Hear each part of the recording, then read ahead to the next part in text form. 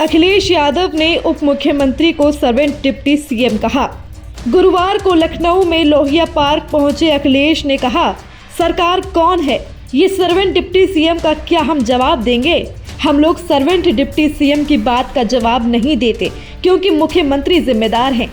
आप अभी चलिए सिविल हॉस्पिटल, चलिए लोहिया, एक भी गरीब आदमी का इलाज ठीक से हो रहा हो तो बताइए। इन्होंने सब हॉस्पिटल बर्बाद कर दिए। हम लोग सर्वेंट डिप्टी चीफ मिनिस्टर का जवाब नहीं देते क्योंकि मुख्यमंत्री जिम्मेदार हैं। अगर आंदोलन से होने वाले नुकसान की भरपाई मुख्यमंत्री करते हैं तो क्या म्यूजियम पार्क और JPNIC के बर्बादी का खर्च उनसे वसूला नहीं जाना चाहिए? उधर डिप्टी सीएम ब्रजेश पाठक ने भी पलटवार किया है। पाठक ने कहा कि मुझे सर्वेंट डिप्टी सीएम कहने के लिए अखिलेश यादव का आभार प्रकट करता हूं। मैं जनता का सेवक और नौकर के रूप में काम करता हूं। अखिलेश यादव राजघराने से आते हैं और राजाओं की तरह व्यवहार करते हैं। मुझे जनता का नौकर बताने के लिए अखिलेश यादव का धन्यवाद। दरअसल राम मनोहर लोहिया की पुण्यतिथि पर अखिलेश श्रद्धांजलि देने लोहिया पार्क पहुंचे।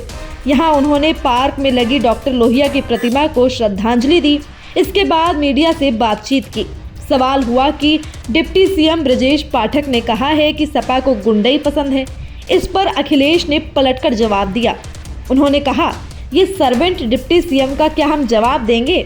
आज मैं जाऊंगा रसूलाबाद CHC, वहां समाजवादियों ने लिफ्ट लगाई थी। मैं देखूंगा कि वो लिफ्ट चलती है कि नहीं।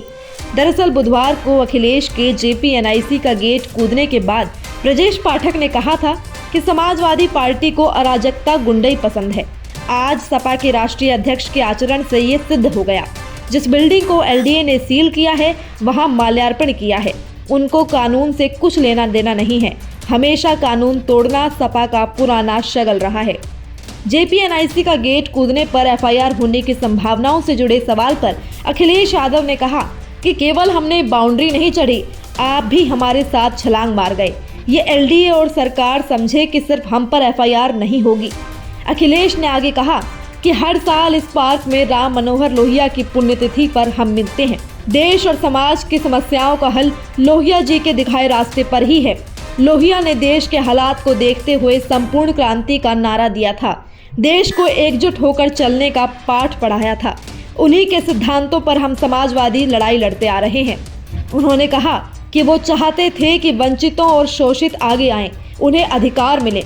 जब लोहिया को हम याद करते हैं तो ये नहीं भूलना चाहिए कि संविधान की रक्षा के लिए डॉक्टर भीमराव अंबेडकर एक साथ काम करना चाहते थे।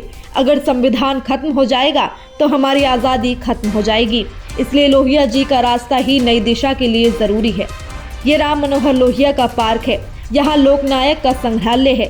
सरकार और LDA इसको नष्ट कर रही है। इसका क्या कारण है? उन्होंने लोगों को जगाने का काम किया। सरकार की नीयत ठीक होती तो जयप्रकाश जी को पॉलीथीन से नहीं ढकते। समाजवादियों ने प्रेरणा देने के लिए जगह बनवाई थी।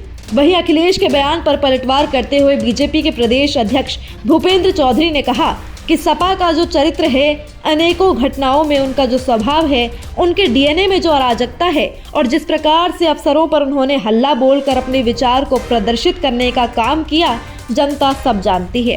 BJP के नेताओं के बारे में भी सबको पता है। हमारी पार्टी के लोग जनता के प्रति समर्पित हैं। फिलहाल इस वीडियो में इतना ही। इस खबर पर आपकी क्या राय है, हमें कमेंट कर जरूर बताएं। साथ ही देश दुनिया से जुड़ी तमाम न्यूज़ अपडेट्स के लिए आप जुड़े रहें सहारा समय के डिजिटल प्लेटफॉर्म के साथ। धन्यवाद।